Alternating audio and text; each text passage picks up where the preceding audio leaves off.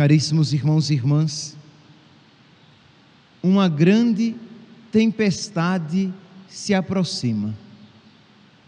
Meus irmãos, uma grande tempestade de provação se aproxima e só resistirão aqueles que estiverem firmemente alicerçados, em Deus. O cristão, o católico, para subsistir neste tempo de provação, ou ele será um homem de oração, uma mulher de oração, ou ele será santo, ou ele não vai resistir, ele vai apostatar. Meus irmãos, na primeira leitura de hoje, retirada aos Colossenses, São Paulo, ele demonstra aqui a sua alegria, porque ele vê que os cristãos estão crescendo na fé, que os colossenses estão crescendo na fé.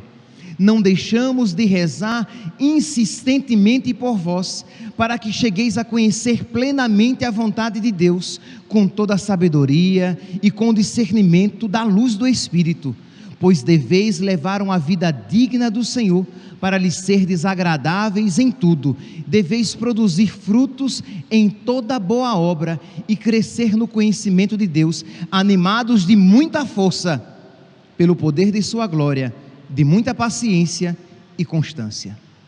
Isso aqui, meus santos, que São Paulo apresenta na primeira leitura de hoje, nós precisamos suplicar para nós, porque sem querer causar terror espiritual, mas apenas olhando as circunstâncias do mundo atual, nós estamos nos aproximando de um período de grande tribulação. Nós podemos ver no mundo atual que existe um Estado totalitário, existe uma autoridade não religiosa que quer nos obrigar a aceitar a sua vontade, não obstante a nossa consciência, que quer fazer com que nós nos adequemos à sua agenda, não obstante nós nos sintamos contrários àquilo que nos é proposto. Hoje é apenas entre aspas, hoje é um soro milagroso, um soro que todos precisam receber e sem o qual ninguém pode viver.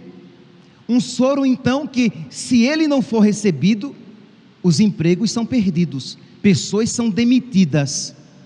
Se ele não for recebido, pais perdem a guarda de filhos.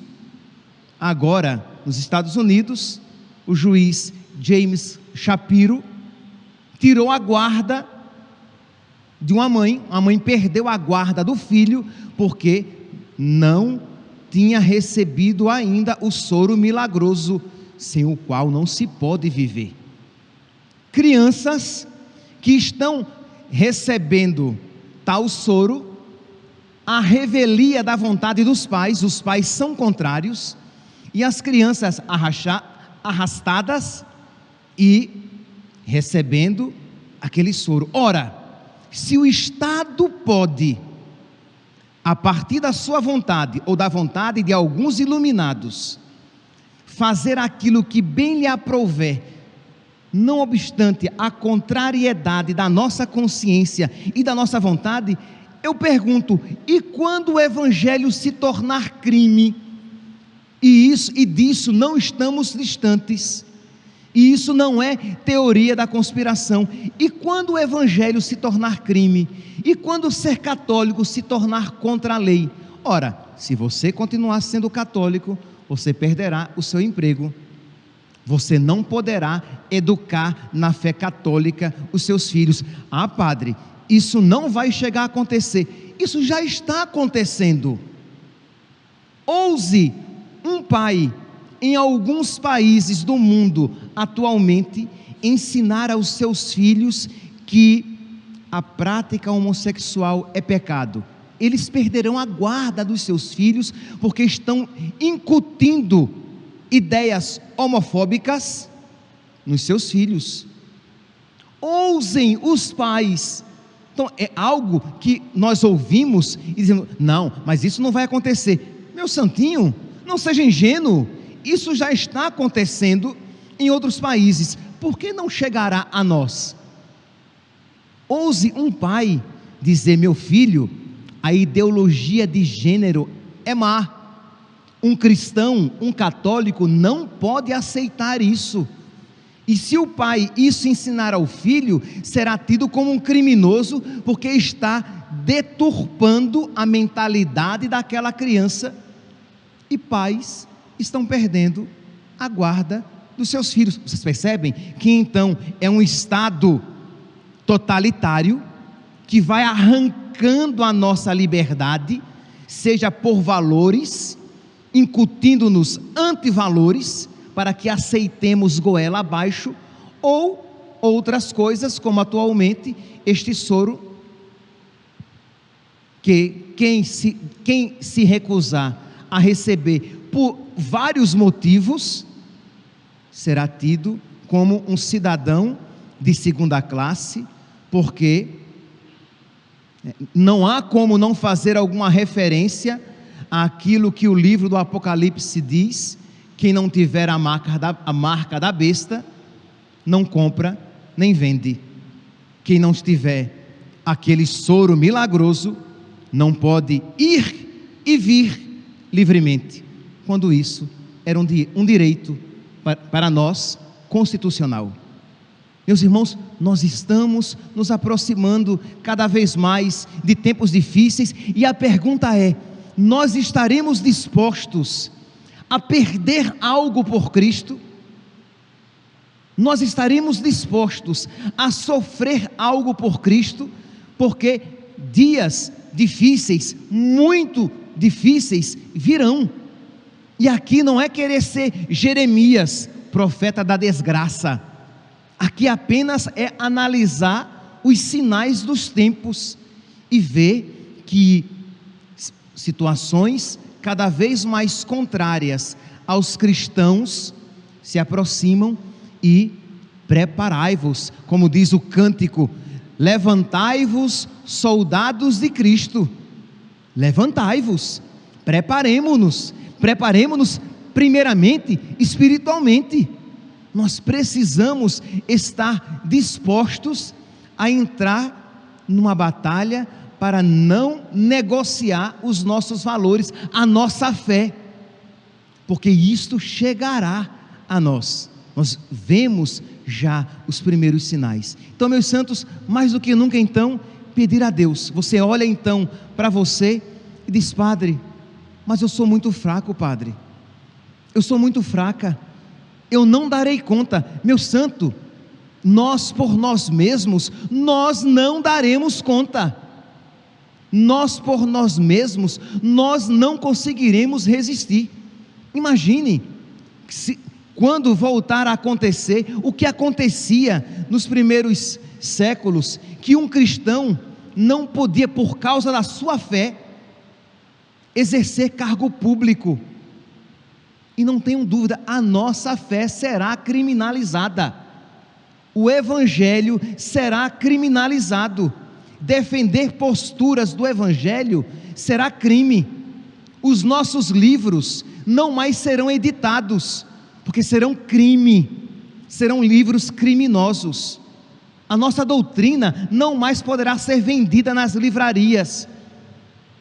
Por quê? Porque ensinarão realidades totalmente contrárias aos ideais e aos valores do mundo que está sendo construído. Um mundo não apenas sem Deus, mas um mundo contra Deus. Um mundo em que toda diversidade é permitida, mas não o cristianismo e os seus valores. Você pode aceitar todos os outros valores, desde que não sejam os valores de Cristo. Isto é um ódio a Cristo, um ódio aos cristãos. E nós nunca fomos inocentes. Nós sabíamos que, se no decorrer da história houve sistemas contrários a Cristo, nós sabíamos que no fim dos tempos, sistemas mais fortes contra Cristo se levantariam e o anticristo também. Então, padre, já estamos no final dos tempos? Não sei, mas já estamos no início do final. Disso, sem dúvidas.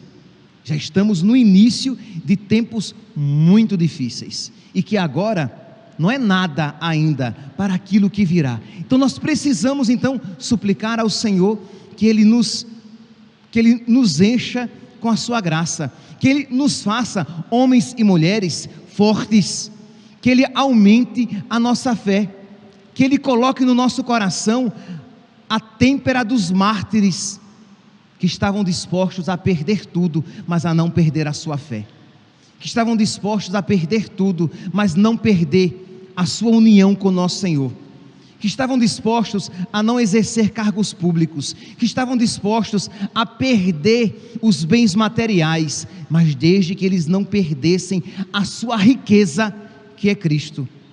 Aí você olha para você, repito, e diz: padre, mas eu sou um miserável.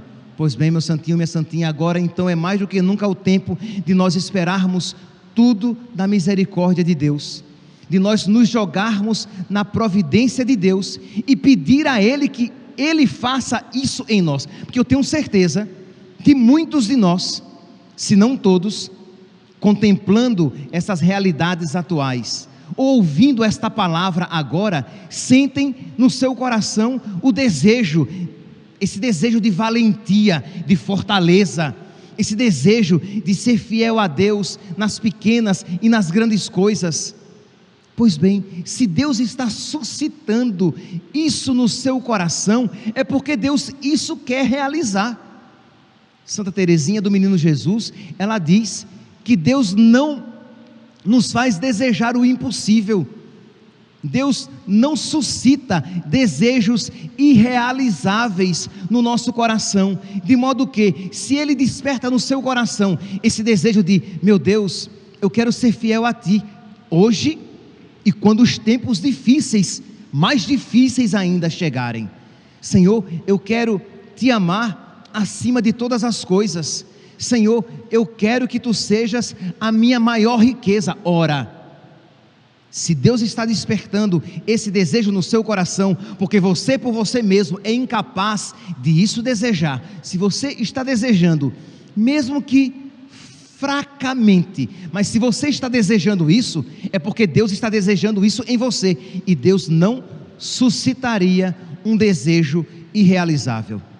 Se Jesus pede a você a santidade, se Jesus pede a você a firmeza, a fortaleza, não obstante você veja os seus vícios, os seus pecados, a sua fraqueza, você diz: mas se Ele está me pedindo isso, Ele fará, Ele dará os meios para que isso se realize. E diz então que Pedro lança as redes e pesca uma grande quantidade de peixes. Meus irmãos, nós precisamos confiar na providência de Deus, divina providência, providenciai. Ora, se Deus nos pede a santidade, e nesses tempos difíceis, mais do que nunca da santidade precisamos então recorrer, buscar nosso Senhor, pedir: Senhor, faz-me então o santo, a santa que Tu queres que eu seja, o homem firme, a mulher cheia de fortaleza que eu preciso ser para singrar os mares difíceis que me esperam, para que eu possa atravessar este vale de lágrimas, porque Senhor, esta provação que se aproxima, se eu não estiver revestido de Ti, se eu não estiver revestido das armas de Deus, se eu não estiver revestido do Espírito Santo, eu vou sucumbir, eu vou apostatar. Se eu não estiver cheio da graça de Deus, eu não vou renunciar às minhas mínimas seguranças por Cristo e pela minha fé. Isto aconteceu no passado e não será diferente hoje. Se no passado cristãos abandonaram a sua fé, diante das dificuldades? Se no passado cristãos apostataram, não pense você soberbamente, temerariamente, eu vou resistir. Você precisa suplicar a graça de Deus e dizer: Senhor, dá-me a tua graça para que eu não te abandone. Senhor, dá-me a tua graça para que eu não me acovarde. Senhor, dá-me a tua graça para que eu não fuja de ti com medo da tua cruz, para que eu não negue a minha fé diante das dificuldades do mundo. Essa confiança na providência de Deus, mesmo que as circunstâncias pareçam tão difíceis e tão desfavoráveis. São Martinho de Tours, uma vez, o bispo, ele foi assaltado, e quando os assaltantes estavam prestes a matá-lo, ele diz que de uma hora para outra, os assaltantes, como que tomados de uma reverência ou de um temor, o soltaram e foram embora. Depois, os seus filhos espirituais perguntaram se ele tinha ficado com medo, e ele disse que não, porque ele sabia que no momento mais improvável, a divina providência iria intervir. No momento quando nós menos esperamos, Deus vem em nosso socorro. Mas para isso nós precisamos, primeiro, saber que nós precisamos do socorro de Deus, saber que nós não podemos cair no mal, e a graça de Deus suplicar. Meus irmãos, eu iniciei a homilia de hoje dizendo que uma grande tempestade se aproxima. Ora, duas atitudes são possíveis: ou nós iremos nos acovardar diante da perseguição, diante da contrariedade que se aproxima, iremos perder a nossa fé, apostatar a nossa fé, ou iremos nos munir, nos fortalecer, nos encouraçar, com a couraça, iremos nos vestir com a couraça de Cristo, iremos nos munir com as armas espirituais. Então, tomemos esta segunda atitude, revistamo-nos com as armas de Deus, revistamo-nos com as armas do alto, supliquemos a Deus que nos conceda a força necessária para que nós possamos resistir e perseverar na nossa fé, mesmo que os ventos nos sejam contrários. De modo que, e com isso termino, que da mesma maneira que São Paulo falou a respeito dos cristãos lá dos Colossenses, ele possa também falar a nosso respeito. Deveis produzir frutos em toda boa obra, crescer no conhecimento de Deus, animados de muita força, pelo poder de sua glória, de muita paciência e constância na fé. Louvado seja nosso Senhor Jesus Cristo, para sempre seja louvado.